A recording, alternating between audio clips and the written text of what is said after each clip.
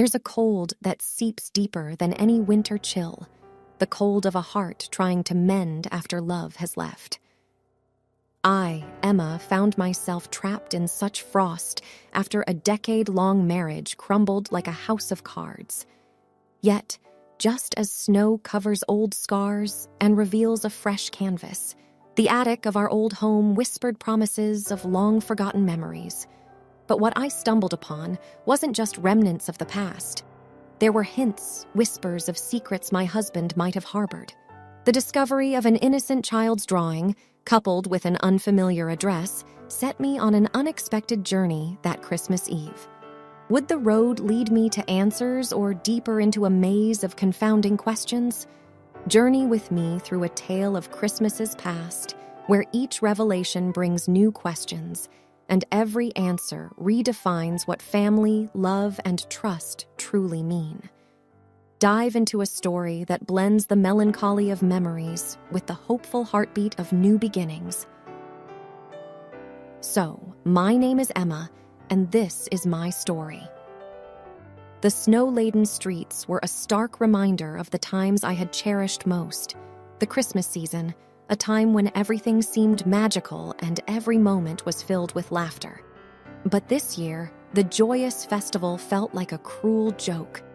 10 years of togetherness, of building traditions, decorating the tree, and sharing gifts were now mere memories. "I can't do this," I whispered to myself as I paced around my living room. Everywhere I looked, there were remnants of our love. From the half-assembled Christmas tree, our project left undone, to the untouched ornaments that we had collected over the years. Each item was a cruel reminder of the gaping hole in my heart. I remembered our last argument. I could still feel the sting of his words, the cold detachment in his eyes when he'd said, "Emma, I don't want children. I've never wanted them."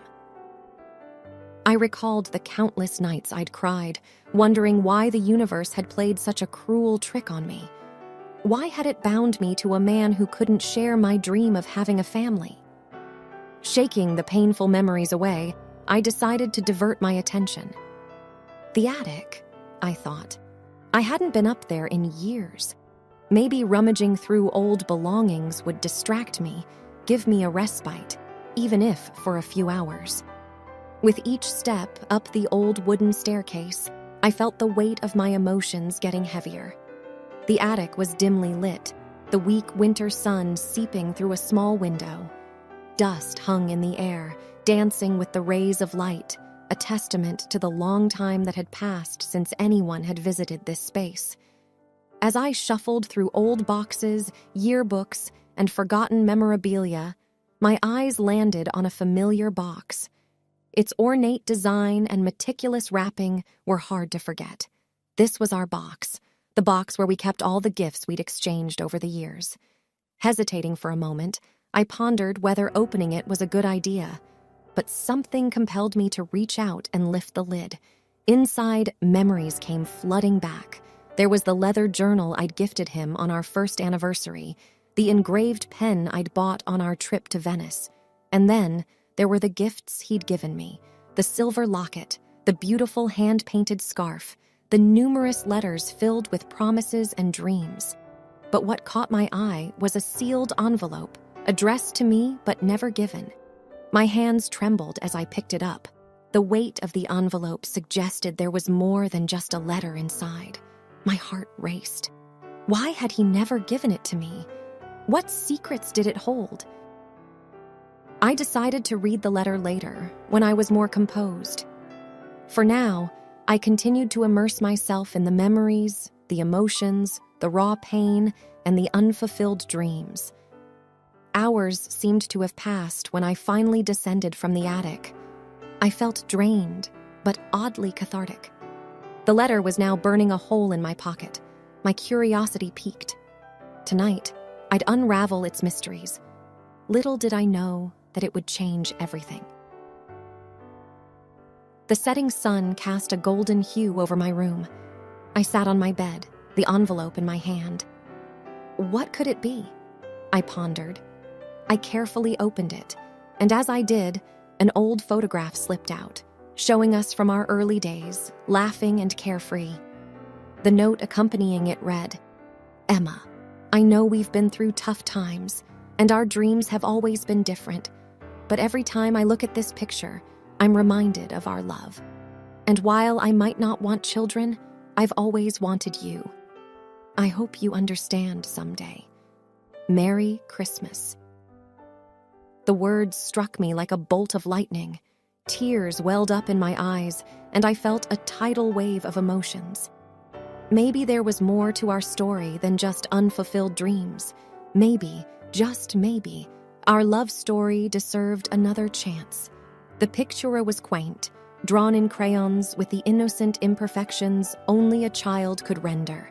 A little figure with outstretched arms, standing beneath a radiant sun, with scribbled green grass at their feet. The words, "For your favorite daddy," stood out in a bold, childish scrawl. The innocent drawing held an implication that was impossible to ignore. My heart raced, thoughts spiraling. He never wanted children, or at least that's what he told me, I whispered to myself. My mind kept repeating those words as if they were some kind of incantation that would magically explain everything. But there it was, in black and white, undeniable evidence that he'd kept a monumental secret from me. Rummaging through the box with increasing desperation, I tried to find anything else, any other clue that might shed light on this mystery. Among the memories, tokens of love, and souvenirs of travels, the white envelope with the child's drawing stood out starkly. It bore an address in another state. A sense of realization dawned on me.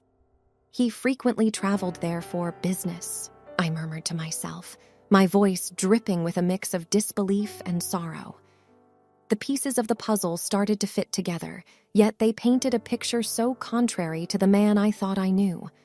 Shaking and nearly out of breath, I did what I think anyone would do when confronted with such a revelation. I Googled the address. The search results showed a quiet suburban neighborhood. I could even see the house using the map's street view, a lovely little cottage with a fenced backyard and toys scattered around. The impulse to get answers was overwhelming. Within hours, I found myself packing a small bag and booking a ticket to the neighboring state. The 4-hour train journey gave me ample time to think, to doubt, and to fear. What am I even expecting? I questioned myself. Am I prepared for the truth, whatever it might be? Arriving in the town, I checked into a small bed and breakfast, taking time to compose myself. Looking in the mirror, I hardly recognized the woman staring back. My eyes were heavy with questions, my face etched with anxiety. The early morning was silent, save for the occasional rustling of leaves and the distant jingles of Christmas carols. The light snowfall lent a serene beauty to the surroundings. The quaint house, glowing softly in the muted light, stood in contrast to the swirling emotions in my heart. I had been parked across the street for hours now, my hands gripping the steering wheel, lost in a whirlwind of thoughts. The once inviting home now bore a sense of trepidation. The sight of children's toys in the garden made my heart clench. Every moment felt like an eternity, every breath heavy with anticipation. Drawing up all the courage I could muster, I decided it was time. With hesitant steps, I approached the door, and before I could overthink, I pressed the doorbell. The chime sounded eerily loud in the morning silence. It wasn't long before the door creaked open to reveal a young boy with wide, curious eyes, his dark hair a mirror image of my ex-husband's. He looked up at me, innocent and puzzled. "Hi," I began, trying to keep my voice calm. "I'm looking for your mother. Is she home?" Before he could reply, a young woman appeared behind him. Her surprised eyes locked onto mine. "Can I help you?" she asked, hesitance evident in her voice. "I think you can," I replied, my voice quivering. "I found this," holding up the drawing, "among my ex-husband's things." She paled, her eyes filled with a mix of fear and understanding. "You better come in," she whispered, opening the door wider. As I stepped inside, I couldn't help but wonder if I was ready for the answers that awaited me. We sat in her cozy living room, a warm fire flickering in the fireplace. The aroma of baking cookies filled the air. Her name was Clara. As the evening wore on, she unveiled their story. My ex-husband had been a part of her life for years. Their affair, though passionate, was always shadowed by secrecy. When she got pregnant, he felt trapped and fled, leaving her to fend for herself and the baby. Listening to Clara, I realized the profound loneliness and challenges she had faced. Our shared heartaches and betrayals drew us closer. We laughed, cried, and vented. We spoke of dreams crushed and promises broken. In that intimate sharing, an idea bloomed. "Why don't we spend Christmas together?" Clara suggested. "After all, we're both alone, and isn't Christmas about love and unity?" I nodded in agreement. The idea was comforting. Perhaps, in the company of someone who understood my pain, I could find solace and start healing. The night turned into day, and Christmas dawned bright and hopeful. Clara, her son Liam, and I spent the day in joyous celebration, forging new traditions and creating fresh memories. There was laughter, delicious food, and the love that only true understanding can bring. Months turned into years. The bond that started that Christmas Eve grew stronger. Clara became more than just a friend. She was family, and as for me, life took a turn for the better. I met Daniel, a kind-hearted man who shared my dreams of a family and children. Together, we embarked on a journey of love and understanding. Looking back, I realized that while one door had closed, another had opened, offering hope, love, and a promise of a brighter tomorrow. The pain of the past became a stepping stone to a future filled with love and contentment.